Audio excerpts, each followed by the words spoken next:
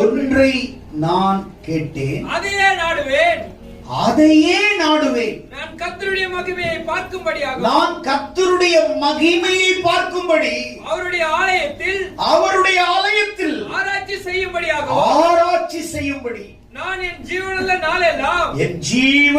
நாளெல்லாம் கர்த்தருடைய ஆலயத்தில் தங்கியிருப்பதையே நாடுவேன். கர்த்தருடைய ஆலயத்திலே தங்கியிருப்பதையே நான் நாடுவேன். கர்த்தரிடத்தில் ஒன்றை கேட்டேன். தாவீதுக்கு 1000 தேவைகள் இருந்தது.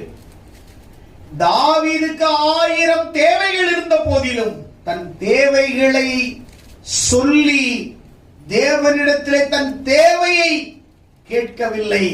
தேவனே, நீங்க எனக்கு தேவை, உம்மை மட்டுமே நான் கேட்கிறேன்.